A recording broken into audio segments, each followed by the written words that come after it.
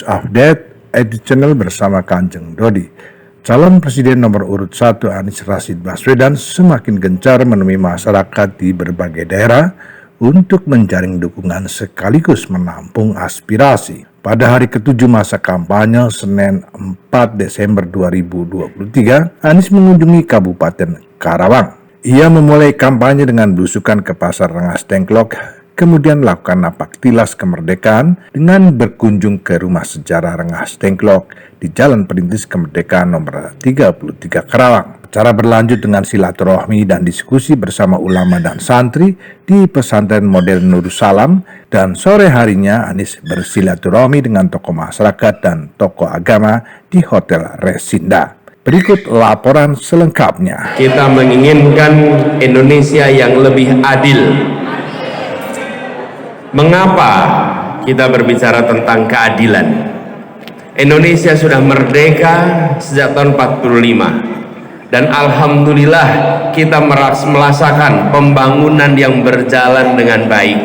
Tetapi pembangunan yang sudah berjalan selama ini masih dirasakan timpang hasilnya. Masih rasakan timpang.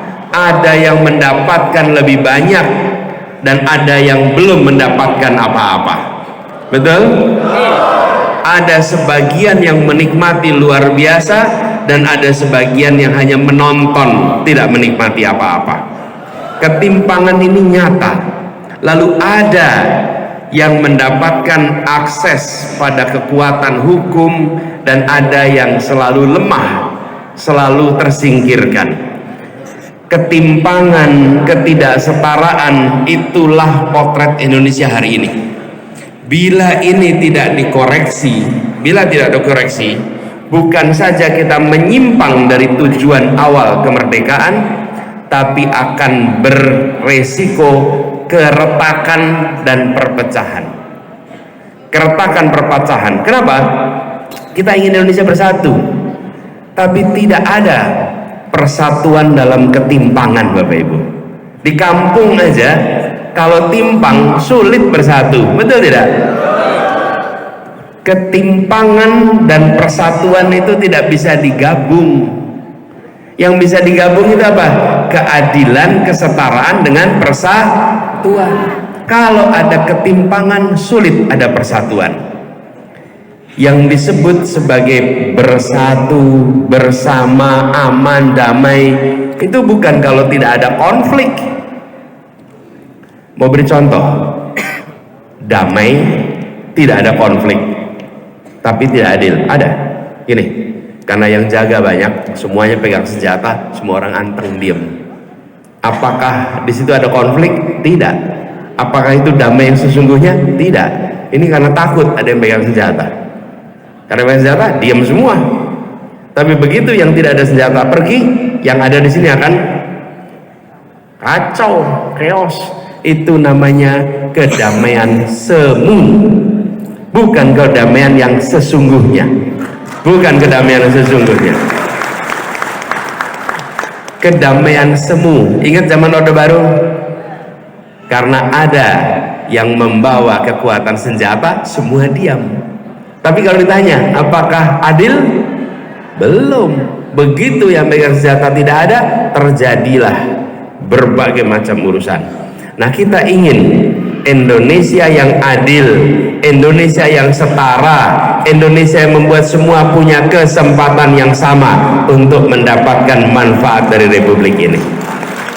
Nih, adil damai itu abstrak. Konkretnya gimana? Nih, kita lihat. Sekolah negeri dengan sekolah swasta sama tidak sekarang? Tidak. Mau dibiarkan?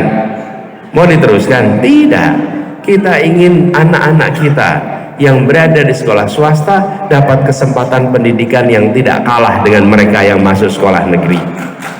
Lalu pendidikan agama dengan pendidikan umum sama tidak perlakuan dari pemerintah?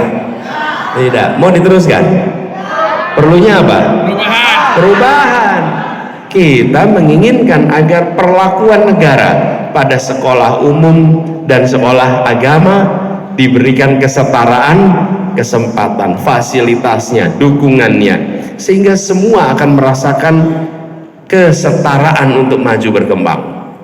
Jadi disebut sebagai kesetaraan, keadilan itu konkret.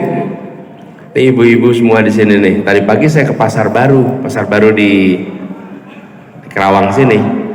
Ketemu dengan pedagang dan penjual. Ditanya apa yang paling dirasakan? Harga-harga mahal, Pak. Betul nggak Ibu? Harga-harga murah atau mahal? Mahal. Kalau harga mahal mau kita teruskan? Enggak. Jadi perlunya apa? Harganya mahal. Nah, kalau harga beras mahal, lalu uangnya diterima petani, saya yakin yang membeli ikhlas. Betul tidak? Masalahnya harganya mahal, petani jual gabahnya murah, terus uangnya kemana? Uangnya hilang di jalan nih. Ada rente, betul tidak? Ada macam-macam di sini nih, mafia macam-macam yang membuat harga itu selisihnya jauh. Apa yang terjadi? Harganya mahal, petaninya hidupnya sulit, rakyat kebanyakan kesulitan untuk bisa membeli kebutuhan pokok, dan apa yang terjadi? Yang hidupnya terbatas makin sulit. Kalau yang sudah makmur nggak kerasa itu, antara beras 10.000 sama 15.000. Tapi bagi keluarga kebanyakan beras 10.000 sama beras 15.000 bedanya besar, rasa sekali. Betul tidak? Nah, ini harus dikoreksi, ini harus diubah. Karena itulah kenapa dari awal Partai Nasdem membawa ide gagasan gerakan perubahan. Gerakan perubahan. Dan gerakan perubahan ini harus dikerjakan mendasar. Saya pernah bertugas di Jakarta, tetangga Kerawang nih. Ketika kami bertugas di Jakarta, saya katakan satu kalimat yang harus dipegang oleh semua. Judul kalimatnya semua hafal. Keadilan sosial bagi seluruh rakyat Indonesia. Demikian news update, saya yang bertugas mengucapkan terima kasih.